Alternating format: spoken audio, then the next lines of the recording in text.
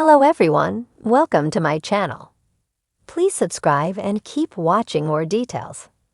Todd Chrisley admits intentionally making staff miserable in prison. Since his presidential pardon and release from prison, Todd and Julie Chrisley have opened up about their time behind bars. Recently, Todd shared a bit of an agenda he had when it came to dealing with the prison staff. This also comes out after Julie talked about an incident in which she got into conflict with a service worker during her time in prison. Todd and Julie talked about their time in prison during a recent podcast appearance. Todd and Julie Chrisley became known to audiences thanks to their USA Network series, Chrisley Knows Best. In 2022, however, the two were convicted to a combined 15 years in prison thanks to charges including bank fraud and tax evasion. Julie was sentenced to 7 years at the Federal Medical Center in Lexington, while Todd was set to spend a 12-year sentence at the federal prison camp in Pensacola. Around 2 years into their sentence, however, the two received an early release thanks to a presidential pardon from President Donald Trump. With their release, Todd and Julie have been sharing their story with fans through various outlets. The two recently made an appearance on their daughter Savannah's Unlocked podcast. Opening up, Todd claimed that he rarely got into conflict with the other inmates. However, there was another group that he shared he didn't get along with. According to Todd, he made his presence known to the prison staff. The Chrisley Knows Best star shared, "I told staff off. I told CEOs, correctional officers, and staff off." Todd teased why he felt Julie didn't get into many altercations with staff.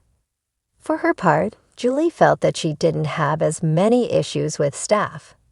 Todd attributed this to her up there being Miss Pollyanna while in Lexington. However, Julie did have some issues in prison, previously recounting an incident where she was locked in a cafeteria by a food service worker and correctional officer. Julie shared, "He was just a miserable human being. He really was," with Todd adding, "They all are." She also confirmed that the officer has since retired. Todd continued to share his dislike for the staff. Concerning the service worker in Julie's story, he shared, "I would have put a BP-8 on his referring to an administrative complaint.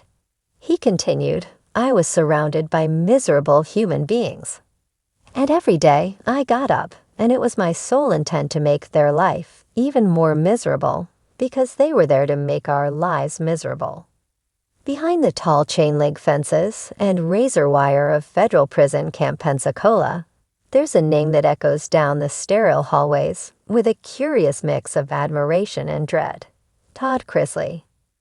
Known to millions for his extravagant lifestyle, razor-sharp tone, and ever-present designer loafers on Chrisley Knows Best, Todd's pivot from reality TV patriarch to federal inmate has been as dramatic as one might expect.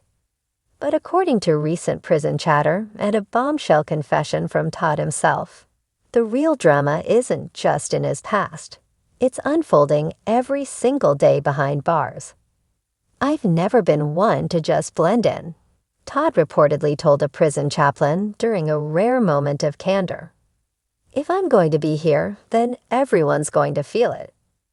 Those close to the Chrisley family weren't surprised to hear it. But the extent of Todd's admitted mission to make prison staff miserable on purpose left even his most loyal defenders speechless. The manipulative maestro behind bars.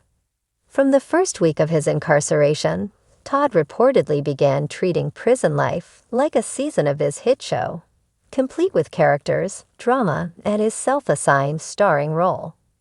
Correctional officers noticed early on that Todd had a peculiar knack for creating chaos with a smile.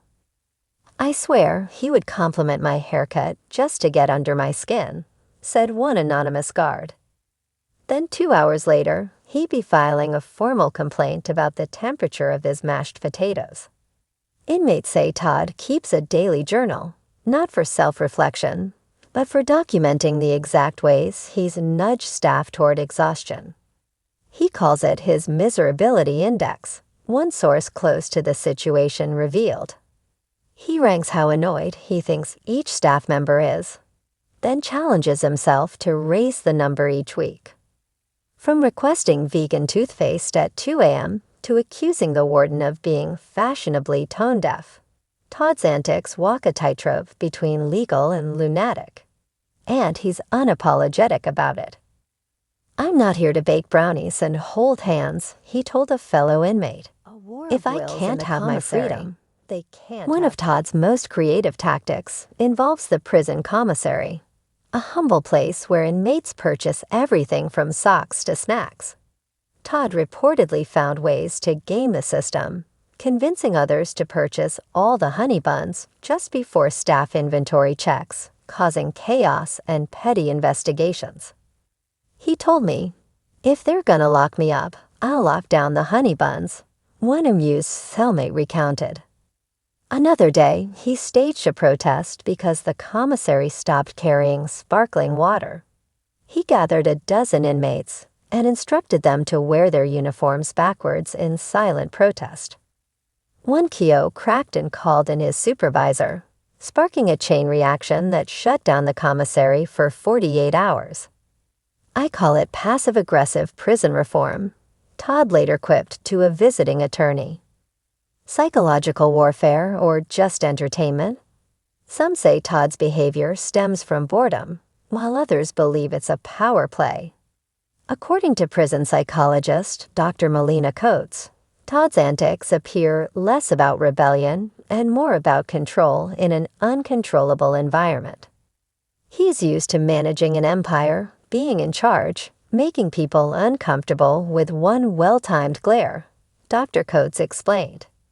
Here, he's lost the empire, but he's building a new kingdom, one sarcastic comment at a time. Even in therapy sessions, Todd's been known to turn the tables.